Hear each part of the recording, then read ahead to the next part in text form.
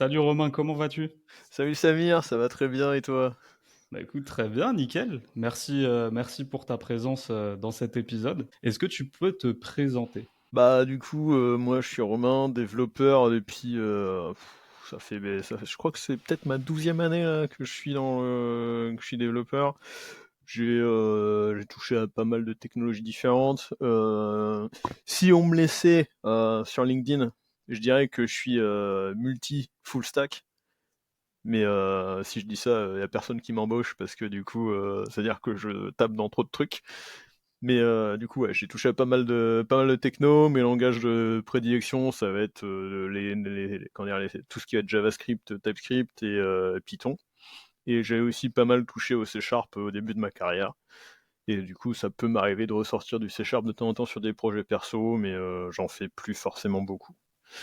Voilà pour, euh, pour mes technos. Et sinon, ouais, actuellement, je suis plutôt dans le web. Ok, très bien. Très bien, bah écoute, nickel. J'ai bien aimé l'expression l'ulti-full stack. Je pense que ça ressortira, ça. J'ai bien aimé.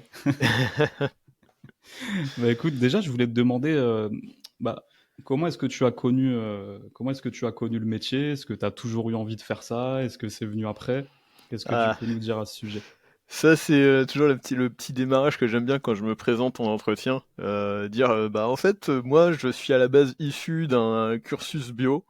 Je faisais de la SSVT au début, donc je partais pas du tout pour aller en informatique. Je visais plutôt à être médecin ou un truc comme ça. Et en fait, c'est qu'en même temps, comme pas mal de lycéens, quand t'es, comme ouais, pas mal de lycéens, tu peux aimer les jeux vidéo, tu vois. Genre, j'étais un bon joueur, et du coup, je me suis toujours intéressé. Je me disais que ça pourrait être sympa de créer mes propres jeux. Donc, j'ai commencé la programmation justement pour créer mes propres jeux. Donc, au lycée, j'ai commencé le C. Pour beaucoup de personnes qui ont tenté le C, normalement, il y a le premier mur qu'on se prend dans la figure, les pointeurs.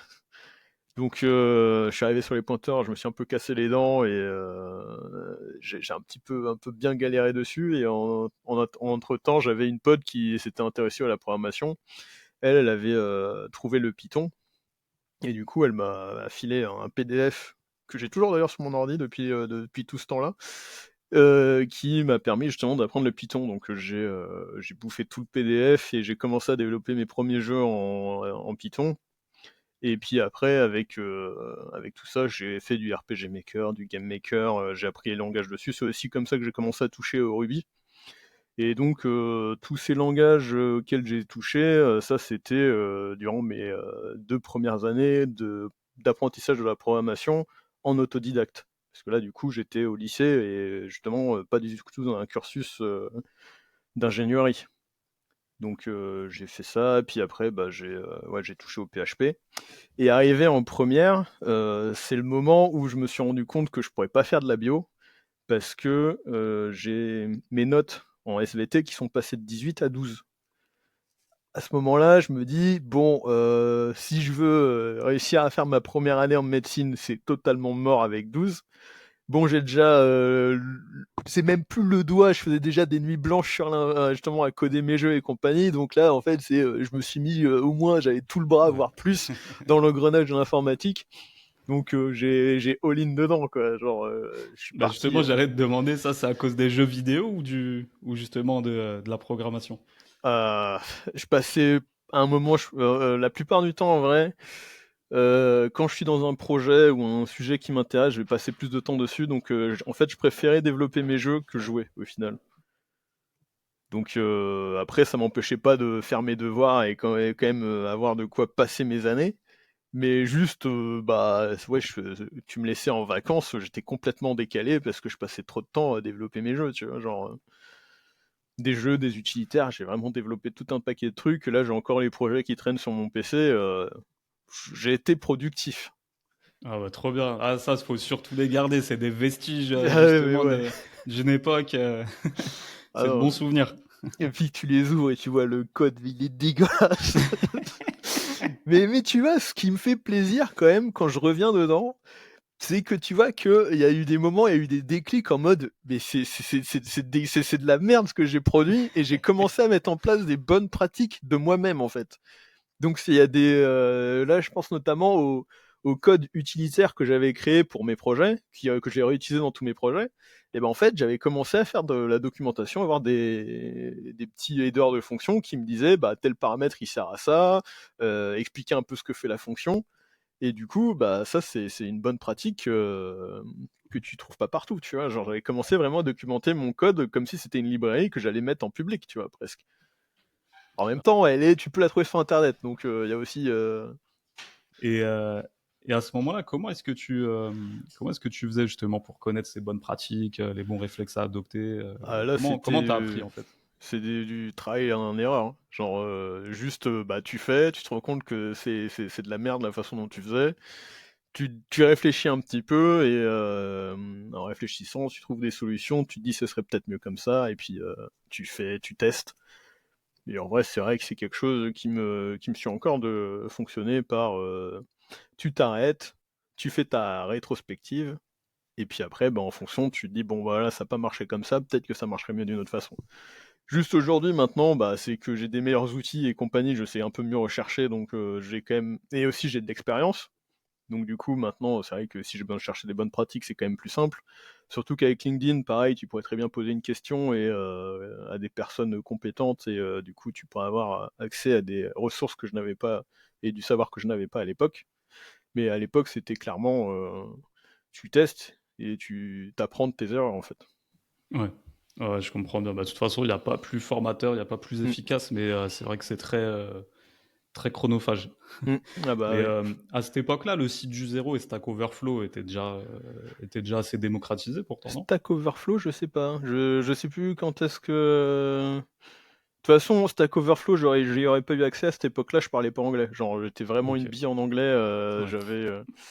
J'avais, comment dire, ouais, on peut en parler de l'anglais parce que ça a été un sujet très rigolo avec Epitech quand j'y suis allé. Est-ce que t'avais, comment dire, pour passer à Epitech, pour valider Epitech, t'as deux trucs. T'as validé le technique et Mhm. t'as validé l'anglais. Ouais. Je suis arrivé à Epitech, vu que j'avais déjà 2-3 ans d'XP de programmation derrière moi, c'était easy le technique. Ouais. Par contre, en anglais, j'étais genre à chaque fois à la limite. Fallait que je travaille Ouais. mon anglais pour valider mon année, tu vois. Ouais. Alors que Ah, les c'est autres, horrible. eux, ils avaient l'anglais et ils devaient travailler le technique. Moi, c'était l'inverse, tu vois. Et du coup, Ah, mais c'est pas facile, hein. ouais, et Ouais. du coup, Stack Overflow, non, ça aurait pas été accessible pour moi. Donc, j'apprenais avec le site du zéro principalement. Et Mhm. sinon, bah, je faisais mes recherches Google en français, quoi. Ouais. Ouais, je comprends. Mais c'est vrai que, alors je sais pas toi, mais moi j'ai commencé les cours d'anglais en sixième. Ouais. Je trouve que ça fait vachement tard. Bah, je te dirais que je pense aussi. Je sais plus si j'ai commencé en sixième. En tout cas, sixième, ça c'est sûr qu'on avait, mais je Ouais, sais plus si j'en avais pas eu un petit peu avant.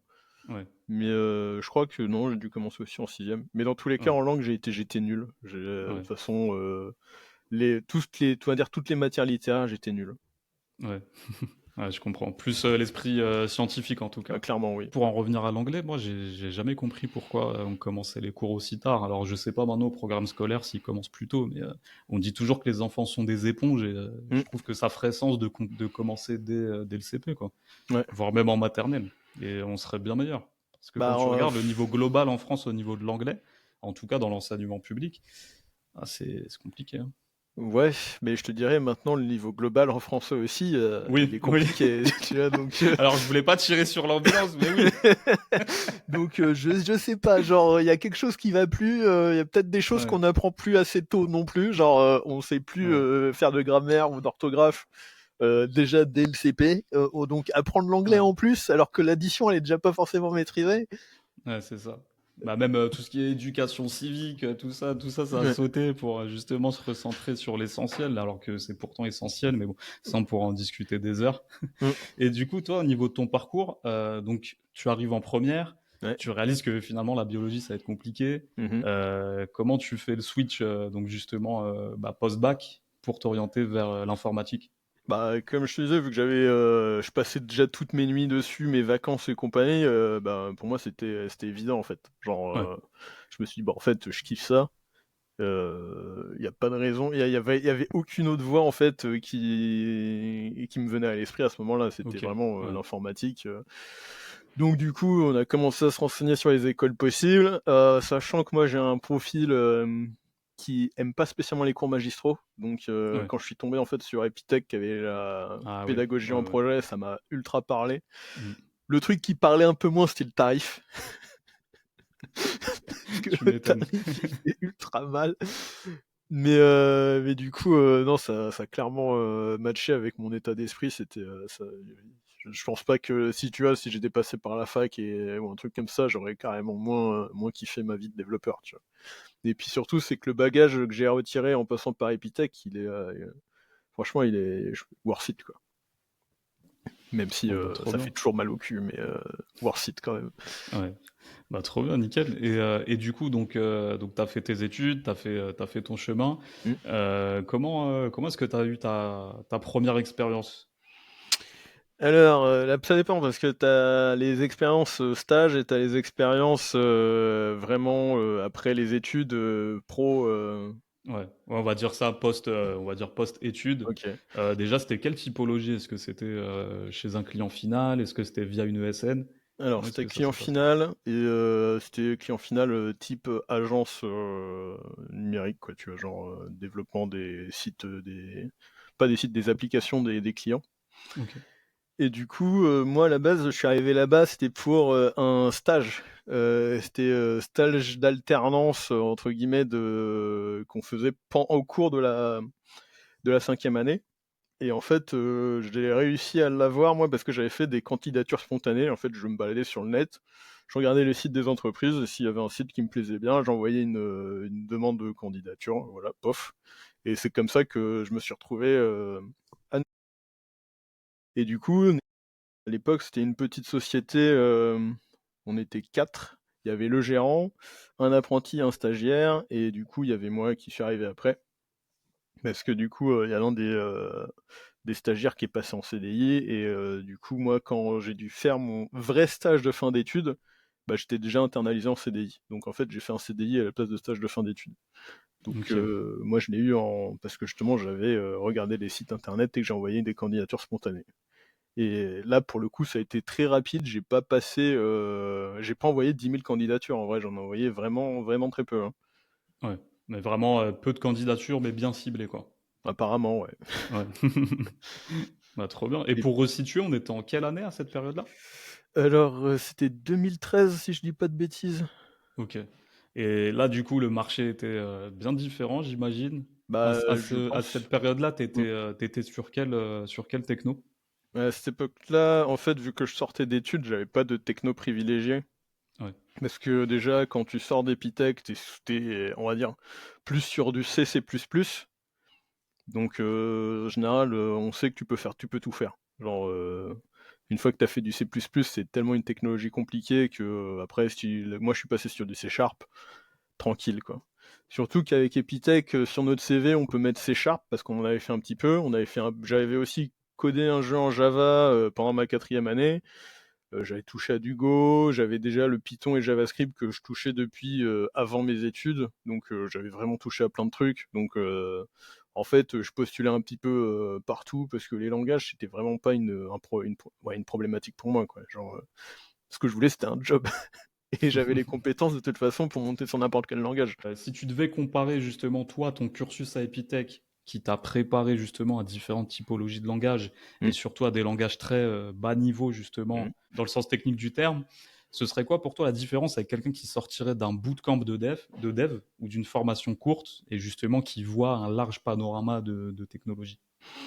Déjà pour moi, cette personne, elle est juste pas du tout préparée parce que, en 6 mois, tu absolument rien vu. C'est un peu comme si tu allais dans un resto, tu regardes la carte et tu prends une entrée et en fait, dans l'entrée, on t'a filé, genre, 1/4 de l'entrée. Tu même pas toute l'entrée. Ouais, Ça, c'est ça un bootcamp. Quand tu fais par exemple des études comme à Epitech, qui m'ont pris 5 ans, je suis sorti, je suis arrivé sur le marché de l'emploi et j'avais encore des trous, en fait, on m'avait pas tout appris. Donc quand tu fais un bootcamp, pour moi, c'est obligé qu'il te manque vraiment beaucoup de connaissances et le truc qui est bien, quand tu passes en tout cas dans la pédagogie que moi que j'ai eue à Epitech, au niveau des outils qu'on m'a donnés, c'est que tu vois les choses à très bas niveau, on t'apprend comment ça fonctionne sous le capot, et après c'est surtout qu'on t'apprend à te démerder, à apprendre par soi-même, à lire de la documentation, lire les manuels, ce genre de conneries, parce que franchement, t'as beaucoup d'informations là-dedans, et c'est pas les informations les plus agréables à lire. Mais une fois que tu sais faire ça, tu sais te démerder sur tellement de choses. Et en plus, on te donne aussi des outils d'architecture. Genre pour la programmation objet, tu vas t'apprendre certains design patterns et compagnie. Et en fait, ça te donne tellement d'outils de conception derrière que normalement, si tu les utilises bien, tu es beaucoup plus armé que quelqu'un qui a juste vu le framework, qui du coup, lui, t'explique pas du tout comment ça fonctionne en dessous, en fait. Donc, ouais, en 6 mois, en fait, t'as absolument rien vu, parce que là, 6 mois, je dois revoir un petit peu, comment dire, comment mon cursus s'est passé, si je compare, par exemple, à quelqu'un qui a fait un cursus un peu plus long, mais en passant par la fac. Moi, en 2 mois, j'avais déjà fait, en fait, à Epitech, ce que les gens avaient fait en peut-être 1 an ou 2, tu vois? Donc, admettons que tu fasses un cursus de 6 mois où c'est condensé à donf comme Epitech, il te manque quand même des années derrière, tu vois. T'as pas Ouais, tout vu. ouais, naturellement. Donc, déjà, en plus, je crois, souvent les bootcamps, ils vont être souvent plus orientés sur certaines technologies, certains aspects. Mhm. Donc, c'est-à-dire que tu as d'autres connaissances autour que tu vas pas avoir. Et souvent, même si, genre, tu regardes les recruteurs, ils ont tendance des fois à être un petit peu obtus sur leurs mots-clés, c'est que les connaissances que tu apprends dans les domaines, on va dire, annexes, bah, en fait, tu peux faire des connexions avec tout ça et les réutiliser après dans ce que tu fais dans ton travail de tous les jours. Ouais, Donc, c'est toujours bien d'en voir toujours plus, à mon sens, tu vois. Et rentrer ouais. aussi bien dans le dur et pas rester en surface. C'est aussi pour ça que moi j'aurais tendance à recommander aussi aux juniors, s'ils le peuvent, d'apprendre un langage de bas niveau. Parce que une fois que tu sais coder avec un langage de bas niveau, tu es le roi du pétrole, comme on dit. Bah ça c'est un très bon conseil pour le coup et je trouve ton point de vue très intéressant. Tu pouvais pas me dire que tu avais fait Epitech sans que je te pose cette question parce que je pense que c'est là deux mondes vraiment limite aux antipodes quoi, dans le Mm, sens où Epitech très autonome. On sait que mm, les formateurs sont souvent des étudiants plus mhm. seniors. Comme tu disais, on te force justement à bouffer de la documentation pour acquérir les bons réflexes et savoir te débrouiller tout seul en fait, Mm, face justement à ces bootcamps où voilà, souvent le revers de la médaille, on va nous dire bon bah voilà, vous serez développeur en 6 9 mois. Non, pas du tout. mm, mm. Pas du tout. Donc point de vue intéressant à ce niveau-là. Après, Euh, ceci dit, tu vois, je pense que tu peux avoir des gens qui peuvent se démerder avec un bootcamp. Mais ça va être des profils très rares, parce que ça va être les profils qui sont capables derrière, bah, déjà il faut qu'ils soient passionnés, déjà pour commencer, ouais. et qui derrière, une fois que le bootcamp il est fini ou avant qu'il ait commencé, ils vont continuer à bouffer comme s'ils étaient en Mhm. bootcamp non-stop tous les jours, tu vois. Un petit peu comme Ouais. moi j'ai fait quand j'étais avant mes études, parce que là moi j'ai bouffé énormément de trucs, j'ai appris énormément, et tu m'aurais balancé sur le marché à ce moment-là, j'aurais pu me démerder. Juste, Ouais. j'avais pas tous les outils de conception et compagnie, donc il aurait fallu avoir un senior quand même, un senior qui m'encadre, mais j'aurais Mhm. pu me démerder. Donc je pense que tu as des profils qui peuvent se démerder avec ça, mais c'est pas la norme, clairement pas quoi. Ouais, ouais. Alors, on est d'accord. Je pense que c'est vraiment ça, finalement, c'est même une minorité, hein. Mm. Pour en avoir discuté plusieurs fois avec des formateurs de ce type de centre de formation, ce qui revient souvent, on me dit ceux qui s'en sortent le mieux, c'est ceux qui, comme toi, faisaient du dev déjà avant, à côté, Mm. et finalement, ils viennent à cette formation en fait pour juste entre guillemets avoir une certaine légitimité sur le Ouais. CV parce qu'ils se rendent compte qu'en pur autodidacte, il faut peut-être quand même une formation ou une certif, quoi. Ouais, oui, Donc, bah, voir soit la petite certif parce qu'on est en ouais, France, soit parce que tu as ouais, peut-être des outils qui te manquent et tu as besoin de les acquérir. Mais ouais. si c'est si tu bases toute ta formation là-dessus, ouais, non, pour moi, c'est pas Mhm. suffisant. Comme je disais, on te file même pas, Ouais, même pas l'entrée entière, tu vois. ouais, ouais, c'est sûr, c'est sûr. Et du coup, ta première expérience, enfin, tu y es resté combien de temps? Comment est-ce que tu l'as vécu et comment ça s'est enchaîné par la suite pour toi? Il y a plein de trucs dedans. Il va falloir que tu me redises les différentes parties parce que Alors ma première expérience, ça a duré 3 ans, c'est sur mon CV, ça va être mon expérience la plus longue. Du coup, elle s'est très bien passée pour le coup, excepté la fin, mais on en reviendra. Mmh. C'est très bien passé. Ce qui était cool, c'était que le gérant était très pédagogue. Du coup, Mmh. il passait du temps quand même à nous former, à comment dire, nous inculquer les différents, le savoir qu'il avait, tout simplement, nous le Ouais, passer. et lui d'ailleurs, c'était un développeur lui-même? Ouais, c'était un développeur aussi, OK. ouais. Et du coup, et en fait, comment dire? Moi, comme je suis un profil déjà qui avait, bien appris tout seul avant, en fait, ça fait que déjà, en plus d'Epitech, en fait, moi, j'apprends ultra vite maintenant, quand je monte sur une techno. Et quand je suis arrivé là-bas, du coup, C# j'en avais très peu fait. J'ai dû en faire un module à Epitech, donc c'est-à-dire, peut-être, 1 mois, voire, peut-être 3, je sais pas, même pas 3 mois, je crois. Donc C# c'est pas forcément, la technologie C# et .NET, c'était pas ce que je manipulais le plus. SQL Server non plus, vu qu'on était sur une application qui a utilisé ces 2 technologies-là. Ouais. Et en fait, vu que je monte très vite en compétences et que j'aime être efficace, dans mon boulot, et en fait, je suis tellement monté en compétences que j'ai eu la casquette, référent technique sur le C# et sur le SQL, Server. J'étais OK, trop junior, hein, bien. Ouais, encore et junior, en 2 ans en d'XP. combien de temps ça? Moins de 2 ans d'XP, je crois, ouais, peut-être aux alentours de mes 2 ans d'XP, j'avais ces casquettes-là, qui m'ont été, filées. Et OK, trop bien. surtout, c'est que, à un moment, si je te, donne vite fait le contexte, c'est qu'on travaillait sur une application, d'indemnisation. Et du coup, en fait, c'est qu'il y avait un moteur de calcul dedans qui était fait en SQL Server, qui était archi lent et surtout qui, quand tu rentrais dans un dossier, il devait les recalculer. Ça prenait 10 secondes, tu vois, pour ouvrir un dossier parce qu'il y avait le recalcul.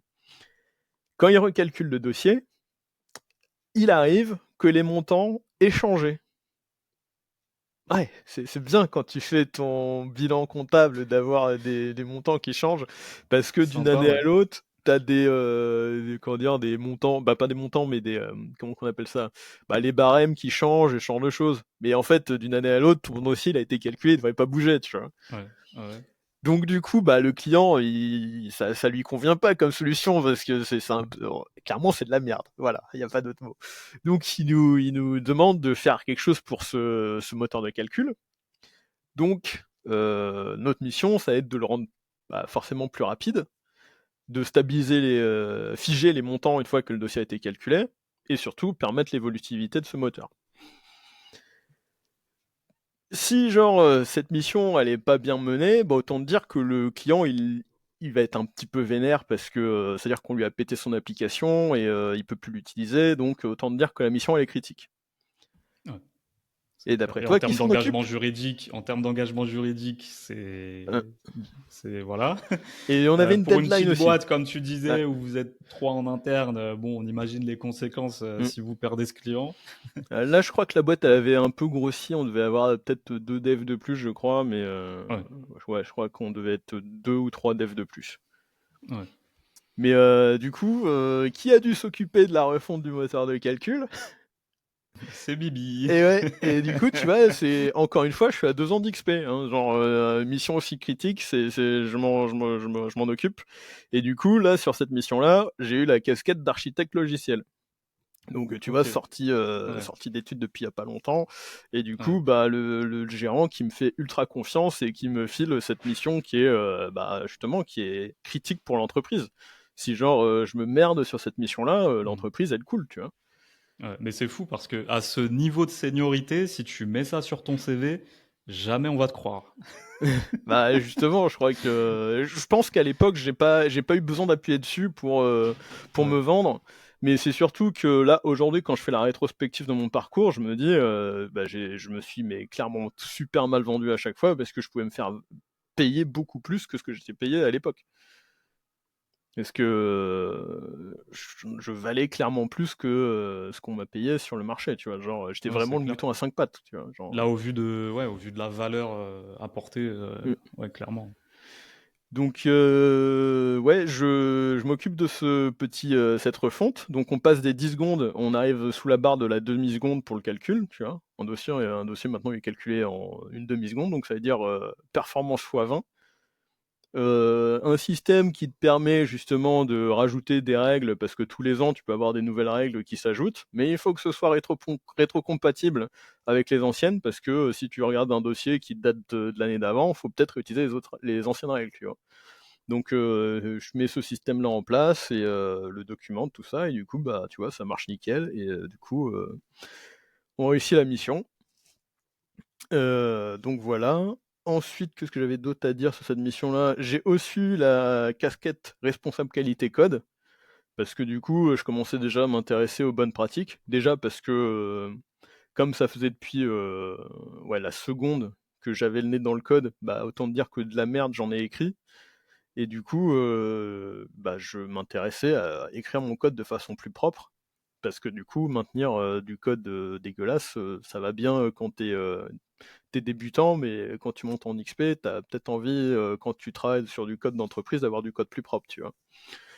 Donc, comme le gérant a senti que j'avais cette appétence-là, il m'a donné cette casquette. Et du coup, j'avais la responsabilité de réécrire les conventions de code de l'entreprise, et, euh, et aussi de faire de l'audit de code. Donc c'est comme ça aussi que j'ai commencé à faire mes premières code reviews. Ok, trop bien. Et à cette époque-là, les bonnes pratiques, c'était beaucoup plus solide ou tout ce qui est software craftsmanship, clean code, etc., était déjà démocratisé? Normalement, ces pratiques-là étaient déjà démocratisées, parce que c'est vraiment pas quelque chose de récent, quoi. De toute façon, tu peux t'intéresser aux pratiques, on va dire, de software craftsmanship, avec notamment l'extreme programming. Et ça, du coup, je crois qu'on s'est sorti quand ça commençait à être démocratisé. Je sais plus exactement c'est quoi l'année, mais genre j'étais soit pas né, soit j'étais né il y a pas longtemps, tu vois. Donc c'est pas récent, l'extreme programming. Ok. Bon, tu disais que ça s'est pas forcément bien terminé, Non. on imagine, mais voilà, pas forcément besoin d'entrer dans les détails, à part si tu y tiens. Comment par la suite ta carrière en fait a évolué? Est-ce qu'il y a des moments où tu as eu certaines difficultés à switcher, à trouver une mission? Euh, Comment est-ce que ça s'est passé pour toi? Mm. Alors, du coup, comment ça s'est passé? Bah, justement, on va reprendre depuis la fin de petit clash avec le gérant, parce que j'avais une casquette de responsable et de référent d'une certaine façon. Donc, quand on me demande mon avis sur une question, bah, je réponds et j'essaie d'être le plus objectif possible. Donc, si tu me poses une question et que la réponse c'est non, on peut pas le faire, ou non, ça va être compliqué de le faire, bah je te le dis. Genre, je vais pas te donner une réponse dans le sens du poil, quoi. Donc le gérant, il était pas content. Du coup, vu que moi je suis quelqu'un qui, ça peut se voir de temps en temps dans mes réponses sur les commentaires, sur les posts LinkedIn, où quand je suis pas d'accord, en général, on le sait que je suis pas d'accord. J'ai tendance à, comment dire, à avoir un esprit critique, et du coup à donner détailler pourquoi je suis pas d'accord, mais et du coup c'est que des fois pour certaines personnes ça peut, surtout à l'époque où en fait j'avais beaucoup moins de tact, où ça peut donner l'impression que je suis toujours dans la confrontation, alors que bah, c'est pas forcément le cas. C'est juste que bah, si tu me donnes souvent des avis avec lesquels je suis pas d'accord, c'est pas que je suis dans la confrontation, c'est juste que tu me donnes des avis avec lesquels je suis pas d'accord. Donc ça, Ouais, j'y peux ouais, rien, ouais, je moi. comprends. Je comprends parce que c'est vrai que sur tes commentaires, je le vois parfois quand t'es pas d'accord, enfin, tu mets toujours les formes par contre. Mm, Et surtout, t'expliques pourquoi. Tu te mm. contentes pas de dire non, bah non, ton truc c'est de la merde. Exactement. Tu vois? Et ça, c'est pas quelque chose de nouveau, hein. J'ai toujours été comme ça. Quand je suis pas Ouais, d'accord, je t'explique pourquoi je le suis pas. Parce que sinon, ouais, sinon c'est pas constructif et on peut pas avancer avec un avis comme ça. ouais. Donc j'essaye toujours d'expliquer pourquoi je suis pas d'accord, donner des arguments. Sauf que les gens, ils ont tendance à pas forcément aimer quand t'es jamais d'accord avec eux, ou trop souvent en désaccord avec eux. Et donc du coup, le gérant m'avait dit: bon Romain, écoute, j'ai plus envie de travailler avec toi, on peut pas travailler ensemble, ou je sais plus quoi. Et du coup, bah je fais ok. De toute façon, j'étais sous-payé, donc je fais bah je vais aller voir ailleurs. Je vais essayer de me faire payer à ma juste valeur. Donc voilà, rupture conventionnelle. Je trouve une autre entreprise dans laquelle bah, ça s'est pas bien passé non plus, parce qu'il avait une culture d'entreprise avec laquelle ça matchait pas avec moi. Du coup, rebelote, je repars. Là, je commence à avoir un petit peu le moral dans les chaussettes parce que 2 fois où genre, bah, ça matche pas, tu vois? T'es junior, encore en début de carrière, tu te dis peut-être que t'as des idéaux qui sont un petit peu trop grands pour les entreprises, peut-être qu'il faut que tu revoies à la baisse tes exigences. Peut-être que le code en entreprise, c'est juste du code de merde et tu pourras, voilà, c'est comme ça qu'il faut faire et puis voilà. Ouais. Ah ouais, grosse phase en fait de remise en question, de Ouais, doute. franchement, C'est j'étais pas au fond, facile là. ces moments-là. Ouais. Non, non, surtout là, t'as pas assez d'expérience pour avoir, pour savoir Un qu'il existe recul. des mondes où Ouais. c'est possible, ouais. Ouais. Donc là, c'est vrai que c'était un peu le gros bad, tu vois. Et puis bah moi, c'est que tu vois, j'ai fait Epitech. Donc Epitech, comme je t'ai dit, ça coûte cher. Donc j'avais un prêt étudiant sur le dos. Donc prêt étudiant, bah ça fait que j'ai pas de temps à trouver une mission. Faut que j'en trouve une vite. Donc j'avais toujours entendu dire que les ESN c'était des marchands de viande. Et bah je fais bah je vais me faire mon avis. On va tenter. Et là du coup vu que C'est ça, on j'avais va tenter. Puis au justement une pire, ESN je finis à la boucherie au pire. je finis dans un kebab, pas de problème. C'est ça. Mais pas les oignons dans la bouche, s'il vous plaît. Juste pas ça. C'est ça. C'est ça, sans oignons, s'il vous plaît. Vous pouvez mettre des oignons, mais pas dans la bouche. Je vais pas rebondir là-dessus parce que on va aller loin. Non, non, non, non, non plus, pas ici non plus. Bref, du coup, j'avais une ESN qui m'avait contacté. Du coup, bah, j'ai signé avec elle. Et du coup, il m'avait vendu une super mission. Il y avait de l'anglais et tout. Je me dis, bah, très bien. Comme ça, en plus, ça peut me donner un côté un petit peu Ouais. international. Si j'ai envie de bouger, ça pourrait être cool. Donc, let's go, je vais tenter la mission. Ouais, donc là, tu avais fait quand même un sacré travail sur l'anglais pour qu'on puisse te proposer une mission en contexte anglophone. Alors, l'anglais, faut dire que je l'ai validé, parce que pour valider Epitech, t'es obligé de valider l'anglais. Sinon, tu passes pas Ouais, l'année supérieure. J'ai appris l'anglais avec les jeux, genre Morrowind ouais. et League of Legends. Ah ouais. Parce que du coup, pour parler à tes mates, t'es obligé d'apprendre l'anglais. Côté ESN, c'était quelle typologie, sans la citer forcément, c'était quelle typologie de ESN? Est-ce qu'on était sur une grosse machine, Ouais, une c'était une petite grosse machine. ESN, type sous-traitant? Ok, Ouais, grosse ok, machine. ouais. Grosse machine, grosse vendeuse de viande aussi, ouais. Ouais, ouais, ouais. Ok, bah tu vas nous raconter ça avec plaisir, écoute. Bah, ma première mission, j'y suis resté, je crois, 6 mois, ou je sais plus si c'était 6 ou 7. Mauvaise mission, très mauvaise mission. Ok, Ça a été, à ce jour, le projet où j'étais le moins productif de ma carrière de développeur. ok. Genre, il y avait des journées où ça pouvait arriver que sur un ticket, en fait, j'ai rien avancé du tout. Parce que, premièrement, l'environnement de dev, il était instable. T'avais peut-être un jour sur deux où tu pouvais travailler. Parce que t'étais au chômage technique sinon, parce que, Ouais, ça voilà. aide pas ça. Je vais pas donner trop de détails parce que sinon on va pouvoir deviner de quel client je parle et on va éviter de voilà. Donc quand l'environnement est instable et que tu peux pas travailler, bon bah difficile d'avancer sur les tickets. Et sinon quand tu avais des tickets, en fait tout le code était tellement naze que moi en fait ça me déprimait. Juste rentrer dans le code et chercher dans ce truc, ça me déprimait. Genre Ok. j'avais et puis surtout on était vachement nombreux, il y avait des moments où je voyais du code, il était tellement dégueulasse, je tente de faire un Ouais. refacto, je pousse la PR et on me dit mais Mm. ça n'a rien à voir avec ton ticket, vas-y, dégage ton Mm. refacto mais Mais c'est ça que j'allais dire encore, tu vas dans ce code-là, fameux stéréotype du code spaghetti.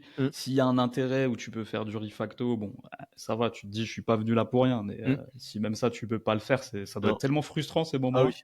Ah oui. Et il y a un jour quand même, j'ai sorti un refacto, mais t'aurais vu le code. Ah, il était. Ah, t'arrivais dessus, t'avais ton cerveau, il faisait pouf parce que le truc était imbitable. Des ifs dans tous les sens, mais des fois, tu vois, des ifs qui retournent les mêmes, avec des returns qui te retournent les mêmes valeurs, Ouais. mais pas dans les mêmes cas de if, tu vois. Donc Oh, du coup, à comprendre quand est-ce que tu retournais la valeur, c'était, franchement, c'est, ouais. tu vois, les labyrinthes derrière les boîtes de Ouais. céréales, c'est un peu pareil Ah là. ouais. Et du coup, j'ai fait le refacto de ce truc pour avoir un truc qui était vraiment beaucoup plus clair. J'ai poussé le, tu vois, j'ai mis voilà la PR. Et là, on m'a dit oui. Et là, genre, je me suis regardé avec... Victoire, champagne. Mais oui, je me suis regardé j'ai regardé mon collègue, je lui ai dit, t'as vu, il a accepté ma PR, parce que d'habitude, le mec qui nous disait non, bah, en fait, on le connaissait, à chaque fois, il nous disait, bah, c'était un mec qui refaisait toutes les PR, qui avait rien à voir avec, tu vois, le scope du ticket. Et là, du coup, il avait validé ma PR, et là, du coup, nous, on n'y croyait pas, tu vois, genre, vu qu'il était réputé pour mettre des noms. Et au final, je me suis posé la question s'il a pas accepté parce que c'était son code. Et que son code était tellement dégueulasse qu'il voulait le mettre sous le tapis, tu vois. C'est tellement possible. Ça, non, franchement, c'est très fort probable. Ça m'étonnerait pas. Il en avait trop honte, il voulait plus Ouais. qu'on le voie. Ah, des histoires comme ça, il y en a un paquet. Mais Ce serait juste, pas étonnant. petite anecdote pour dire à quel point ce code, il était pas ce code que j'ai refacto, mais que la Ouais. base de code, elle était pourrie. C'est qu'à un moment, tu vois, je navigue dans le code pour essayer de voir, je sais plus ce que je cherchais exactement, mais du coup, tu sais, t'appuies dans ton IDE, t'as un truc qui te dit d'aller à la définition d'une variable, d'une fonction, bref, pour que tu puisses voir la déclaration. Donc je me balade, à un moment, j'appuie sur le truc pour aller à la déclaration, là, je pensais aller à un attribut. Et en fait, c'était pas un attribut, c'était une propriété. Une propriété, c'est quoi? Une propriété, tu vois, c'est une petite fonction qui te permet de faire des vérifications justement sur un attribut quand tu vas lui mettre une valeur ou faire du formatage quand tu as besoin quand tu mets une valeur dans ton attribut pour t'assurer que tu aies toujours des données qui soient correctes. Mhm. Donc normalement, c'est des fonctions qui sont très courtes, qui font vraiment pas grand-chose. Il faut vraiment qu'elles soient toutes petites parce que c'est des fonctions que tu peux appeler très très souvent sans t'en rendre compte. Et là, du coup, je clique dessus, propriété, je me prends une fonction qui fait la taille de mon écran, qui fait des appels web, genre des appels API, le truc qui a rien à foutre là, tu vois. Et là, tu te dis, c'est une propriété. Donc, c'est-à-dire, les gens se rendent pas compte qu'ils appellent ça. Parce que tu vois, la différence entre une propriété et une fonction, c'est que pour appeler une fonction, c'est t'as tes parenthèses à la fin de ton attribut qui te disent, bah attention, là, il y a un traitement qui va être fait.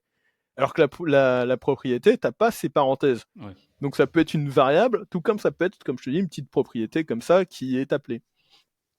Donc si tu appelles ta propriété qui te fait des appels web et que tu te l'appelles comme si c'était juste une variable, Mhm. bah à Ouais. chaque fois tu fais des appels alors que tu t'attends juste à avoir une valeur qui est toute prête, tu vois. Ah là j'ai halluciné, je me suis dit bah c'est pour ça que l'application elle est archi lente. Ah, tu m'étonnes. Il consomme de la ressource Pour rien. inutilement, du coup, là. Ouais c'est ça, exactement. Ah putain, j'ai vu ça, mais je crois que je me demande si j'ai pas fait bon allez c'est la fin de ma journée, je me casse. Ouais. Tu te dis, ah là, c'est trop. Ouais, Oh putain, ça m'a tué. Je crois que à ce jour, c'est peut-être le truc le plus dégueulasse que j'ai vu de ma carrière. Et ça, pareil, sans le citer non plus ou sans être trop précis, c'était quel type de client? On était sur un grand compte également? Euh, de- je sais pas si je dirais grand. Ah si, je pourrais. Ça peut commencer à devenir du grand compte Ouais. parce que ça a été racheté par un très grand compte. Ok, ouais, Donc ouais, je comprends. ouais. Je comprends. Non, généralement, c'est ça. Bah, surtout en plus quand c'est racheté, du coup, enfin, c'est. Mm. Ah ouais, ouais, ouais. Alors là, c'est pire. Mais de toute façon, là, on était beaucoup trop nombreux sur le projet parce que sur Ouais. site, on était 20 et en plus, il y avait des équipes qui étaient en Ukraine. Non, c'était Biélorussie, pardon. Biélorussie, il y Mhm. en avait, je crois, ils avaient 2 équipes là-bas et je sais plus si les équipes étaient composées de 60 développeurs chacune ou s'ils étaient 60 Ouais, développeurs. Dans tous les cas, ça ouais. faisait au minimum 80 développeurs, ce qui est beaucoup trop. Ok, ouais, ouais, c'est clair. Et toi, du coup, t'es resté combien de temps au total en ESN? En ESN, vu que j'en ai fait 2, Ok, j'ai fait quand même pas mal d'années, tu vois. Ça a été la ouais. majorité de ma carrière pour le coup. D'accord. Ok. Parce que du Et, coup, et si ce je qui dis. m'intéresse aussi, le switch entre les deux ESN. Ça a été quoi, bah, le déclic, j'imagine, mais Alors du coup, autant que tu nous en parles, le déclic et comment ça s'est passé. il y a eu cette mission-là qui était du coup, ouais, je crois que ma pire mission en ESN, où en fait j'ai dit voilà, en fait cette mission elle me convient pas, je veux sortir. Ils ont pris tellement de temps à me sortir que je me suis retrouvé à me faire dégager, Mhm. on va dire manu militari, sans préavis, Mhm. Ah ouais. parce que du coup il y a un moment le chef de projet qui vient me voir, qui me dit Romain, t'as encore envie de bosser sur ce projet? Je lui fais non, voilà, but en blanc, pas, c'est la même réponse, pareil. J'ai pas genre changé pour le podcast, je lui ai répondu non, cash. Donc il me fait bon ok, on va essayer de te faire sortir et puis après je sais plus ce qui s'est passé, il m'a pris un moment dans le bureau et puis finalement ça a été beaucoup plus rapide que ça.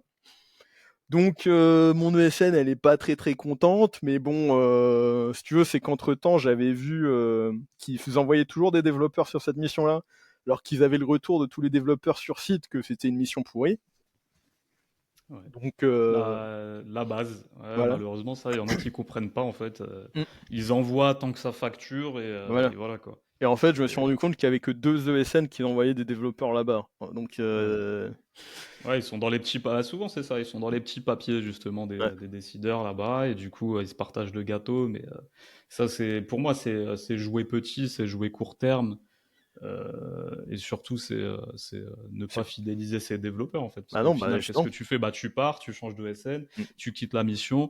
Donc, sur ton parcours, il y a une mission pétée de 6 mois que tu peux pas valoriser. Mm. Euh, Ah, 6 mois, personne n'est si. content. Le client, il Si. n'est pas content. Enfin, il y a encore 6 mois, toi, tu as été long, hein. Il y en a qui partent au bout de 2 ou 3, hein. Ah non, mais C'est... attends, j'ai pas fini.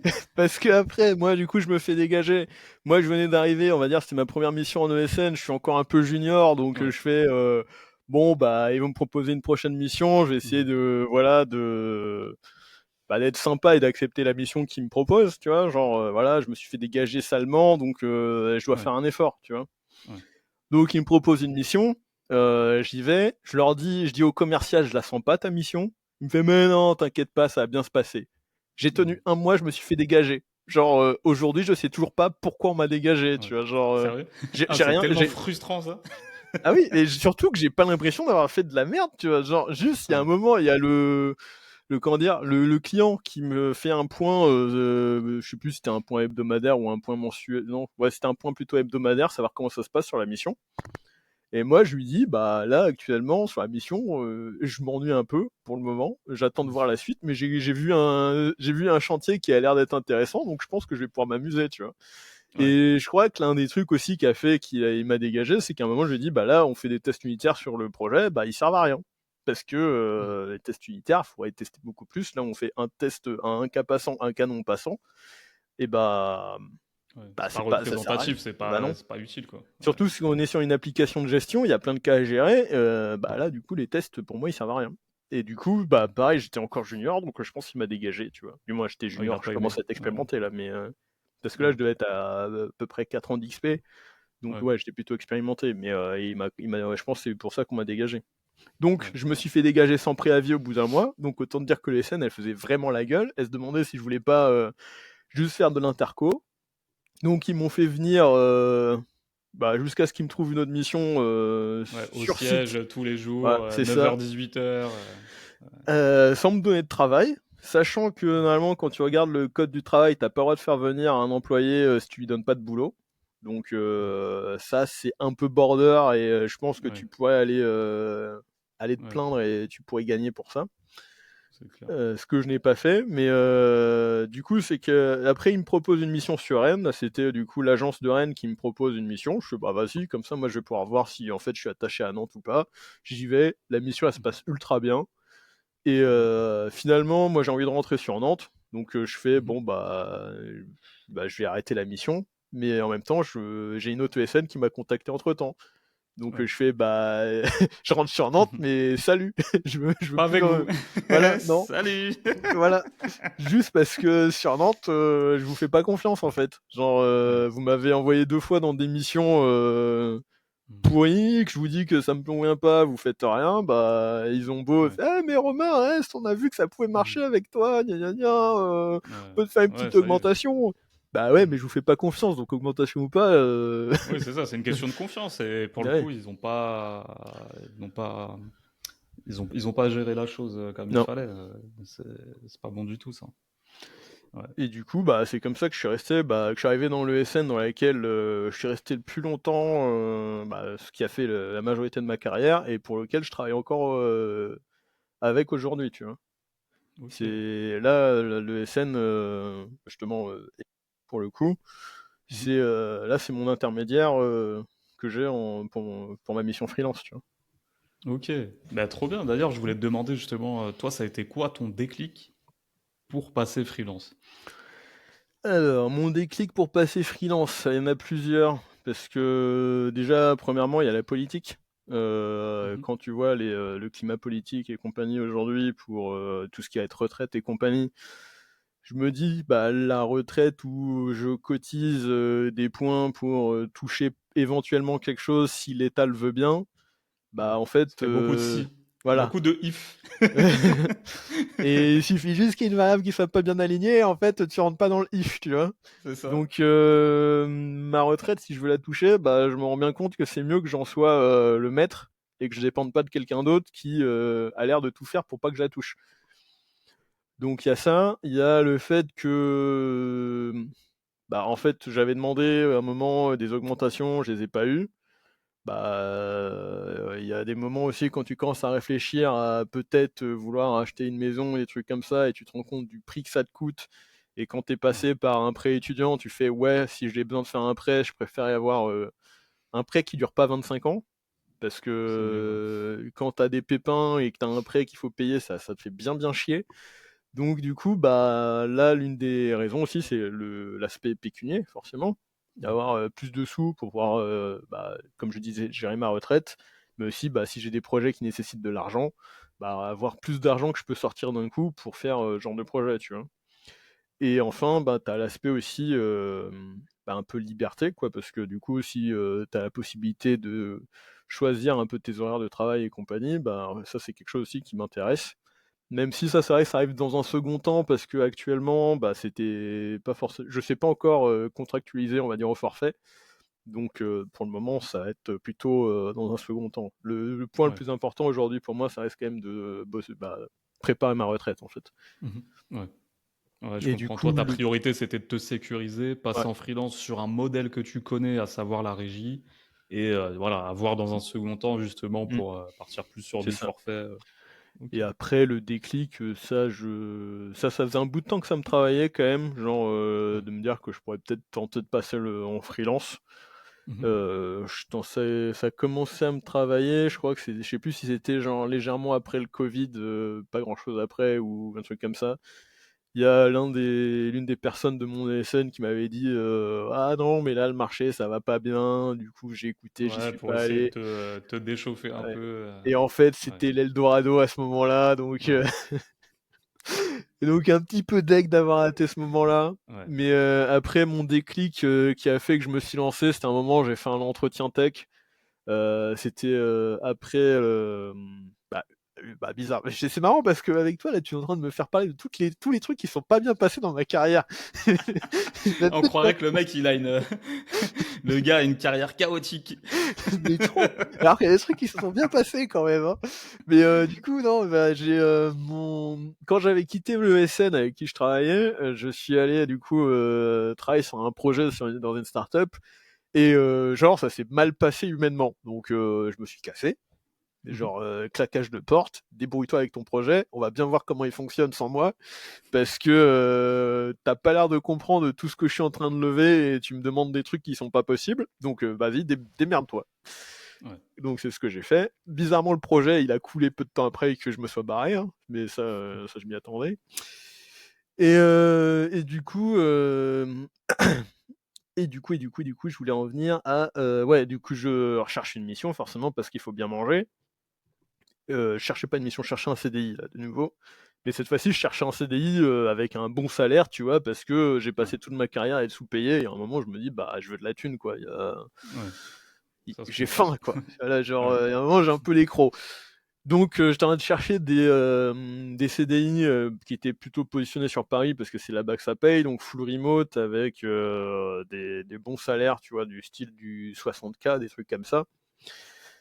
Et du coup, je tombe sur une boîte qui m'accepte de me faire passer un entretien tech. Donc, je passe l'entretien et le test technique qu'ils me font passer, genre, c'est un truc où ils te mettent la pression, mais genre, je me suis senti rincé après.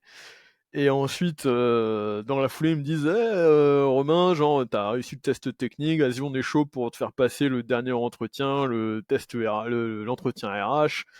Bah, je fais: «Bah, moi, j'étais soulagé d'avoir passé mon test technique» et dans la fou bah, je dis: «Oui», tu vois? et là, justement, j'ai fait un post LinkedIn pour dire ne faites jamais ça. Après Ouais, un entretien où tu as été lessivé, n'accepte jamais le deuxième entretien qui ouais, vient après parce que en fait, ouais, t'as plus d'énergie, tu peux pas bien te vendre à ce moment-là. ouais, Et c'est du coup, clair. bah, je me suis T'es mal pas en vendu. état. Ah non, Ouais, je me suis ultra mal vendu.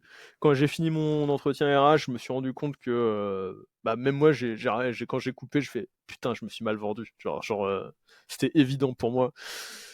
Et du coup, bah, ils me disent que bah, ils m'ont pas pris, mais que ça s'est joué à pas grand chose, tu vois. Genre, ils ont vraiment beaucoup hésité. T'avais le CTO qui avait essayé de pousser pour me prendre, parce que genre, bah, apparemment pour le test technique, j'avais montré mes compétences et compagnie, et en fait, c'est vraiment juste que je me suis trop mal vendu au niveau RH que du coup, ils m'ont pas pris.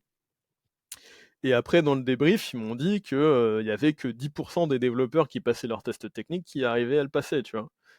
ok, Sachant que cette société, elle recrute que des seniors. Donc ouais, déjà, tu vois, ça limite beaucoup le type c'est clair. de Ouais, développeurs qui...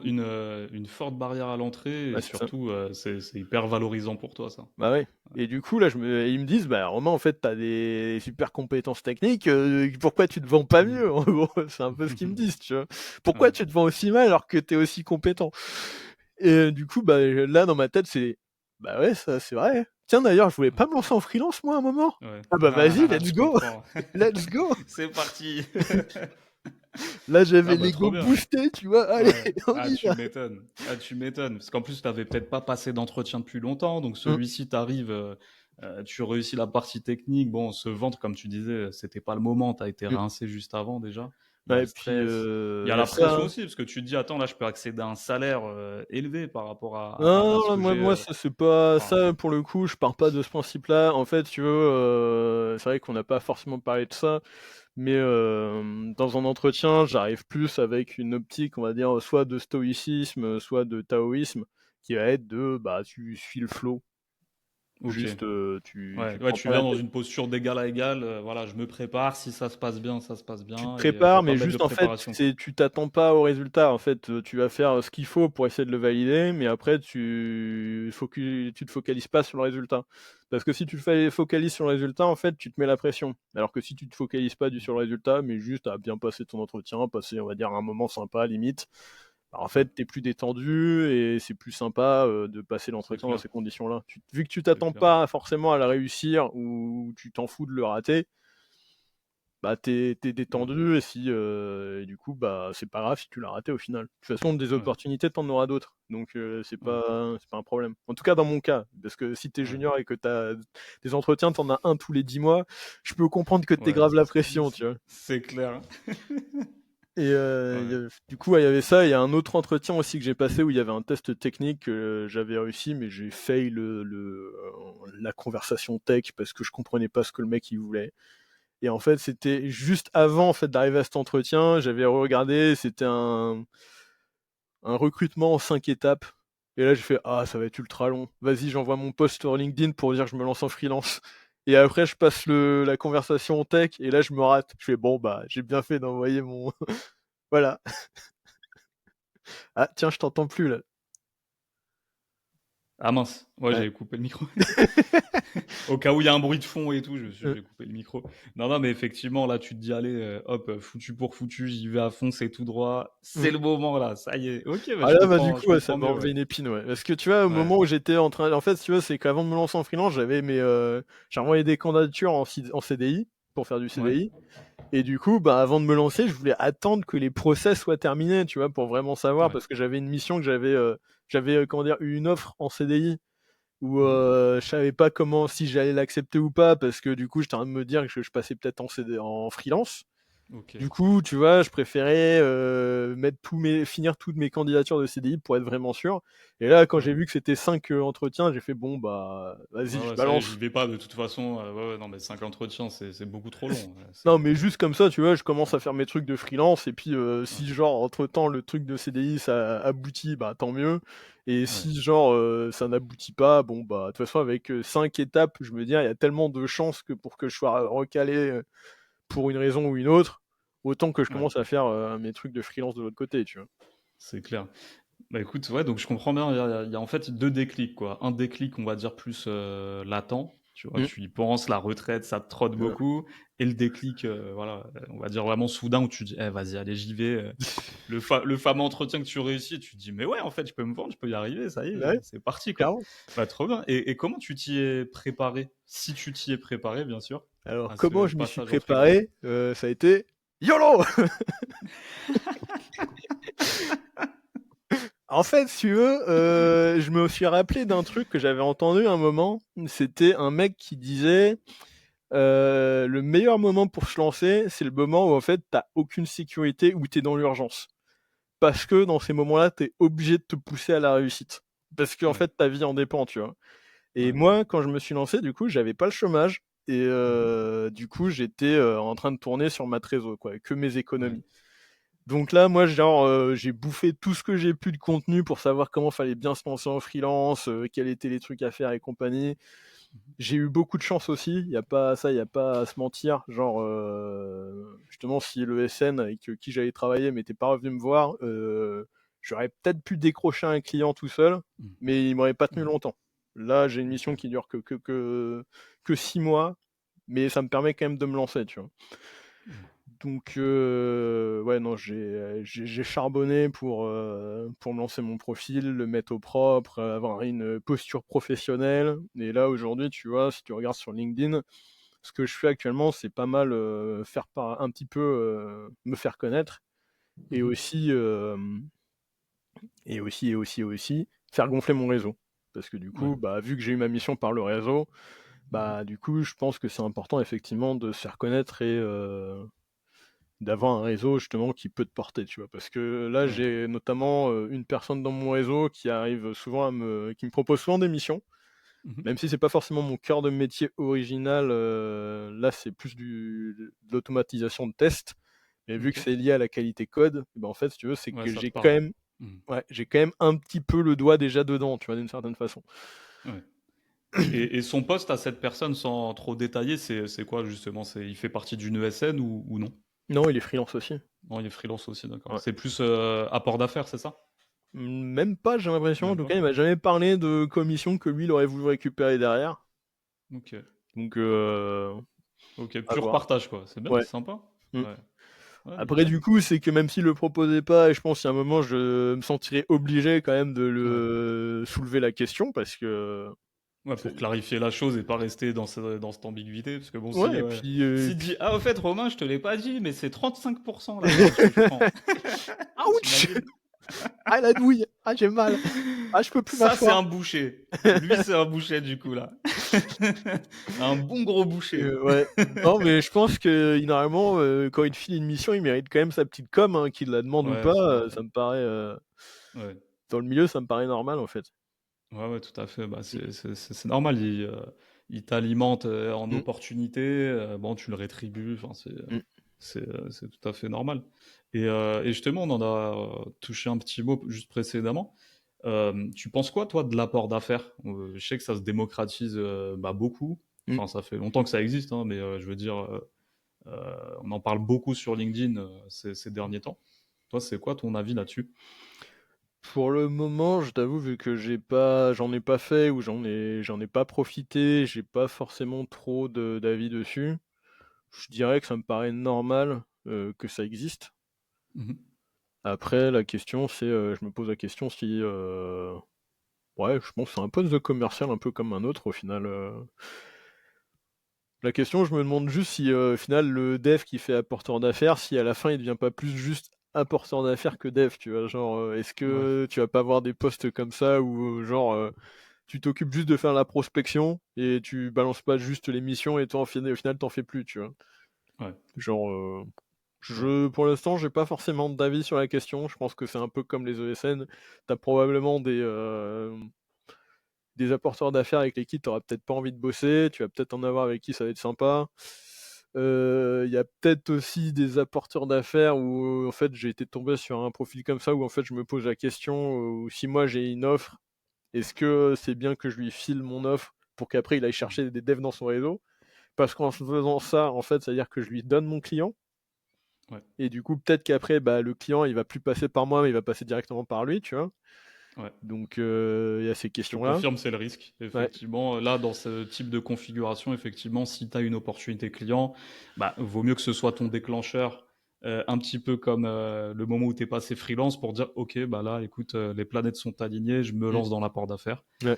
Euh, c'est peut-être le moment de faire ça. Après, si t'es pas prêt ou tu ne souhaites pas le faire, effectivement, ouais, tu peux filer le truc Mm. à une personne avec qui tu es en contact, avec qui tu es en confiance, mais peut-être pas un apporteur d'affaires, quoi. Quelqu'un Ouais. qui signera comme ça en direct, quoi. Mm. Voilà. Enfin, c'est mon avis après. Ouais, non, mais oui, mais de toute façon, pour l'instant, je dirais la question, elle est là, je l'ai eue parce que voilà, bah, en fait, en fonction des profils des personnes, des fois, ça m'arrive de rajouter des certaines entre guillemets professions dans mon réseau parce que du coup, comme ça, quand j'ai besoin de personnes qui font certains trucs, j'en ai. Donc ça Ouais, c'est tout pareil, à c'est fait. des trucs à bien noter dans le CRM parce que là, je crois que dernièrement, il y a des fois où j'ai oublié de noter des trucs, donc c'est-à-dire que j'ai oublié les personnes. Ouais. Mais du coup, j'ai oublié ce que je voulais dire. Mais voilà, c'était. Ouais. Ouais, en tout cas pour toi, ce qui est intéressant, tu as soulevé la question du bah, à quel moment finalement la personne devient apporteur d'affaires Mm, plus que développeur. mm, Effectivement, c'est une question intéressante.